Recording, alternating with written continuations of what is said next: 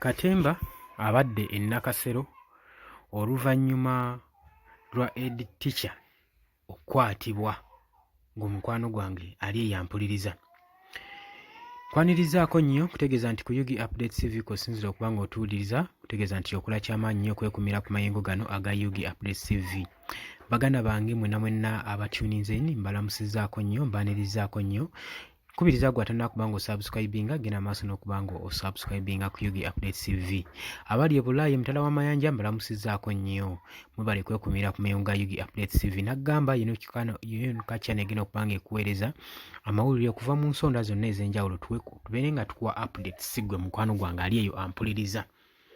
Kaakati saagala kukuliisaayo Katemba abadde Enakasero oluvannyuma lwa Headteacher akulira essomero erimu waakwatiddwa ng'ali mu kudistributinga fake examination papers, empapula enjingirire ng'abagamba nti nno ze zino ezigenda okubeera head of exams mu bya UNEB.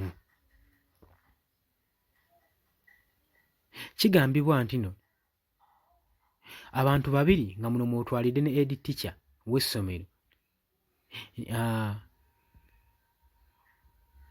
era ng'omu ku bano ye Director of Studies Enakasero amaze okuba ng'akwatibwa ng'atwalibwa mu kkomera era ne batwalibwa e Tororo eyo gye bagenda okubakyajinga mu kkooti mu mateeka ogw'okudistributinga okugaba empapula eziri fake nti bye bigenda okubeera final results or final examinations.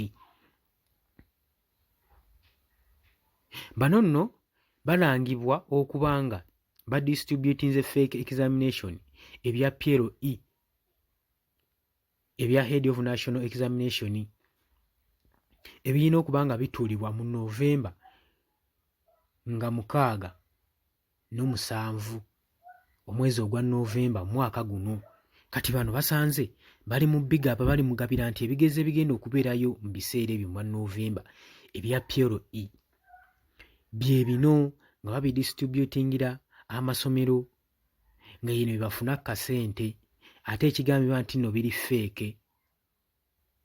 Eno no incident ekutte bangi, ekutte tension y'abantu bangi bannayuganda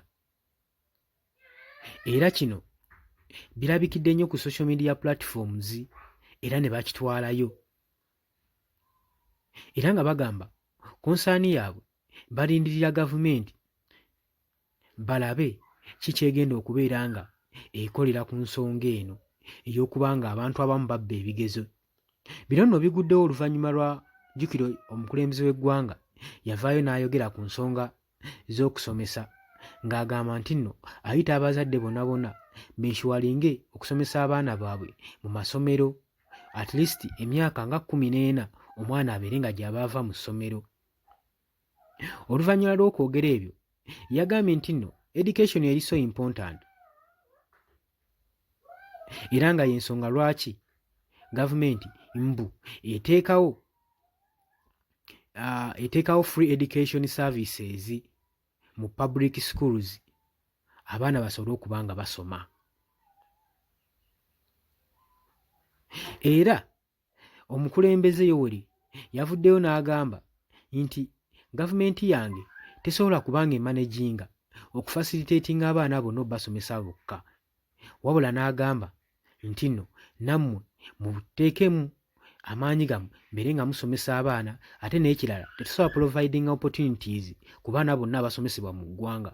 Abaana mubaprovidingirewo opportunities, emikisa egy'okukola business opportunities babe nga bagikuleetingirawo abaana basobole okuba nga balwanyisa unemployment mu Uganda. Naye gavumenti nga yokka tesobola kulwanyisa unemployment mu Uganda. Kaakati ebyo nga byakavajja okwogebwa kati Headteacher saako n'akulira head of examination akwatiddwa Enakasero nga bali mu kudistributinga nga bagaba amawulire ge twandiyise ebigezo eby'obwewussa nga babigabira amasomero kituyita akasasi basobole okuba nga babiyitaayitamu ng'ebigezo tebinnatuuka eby'omu Novemba eby'omwezi ogw'e11.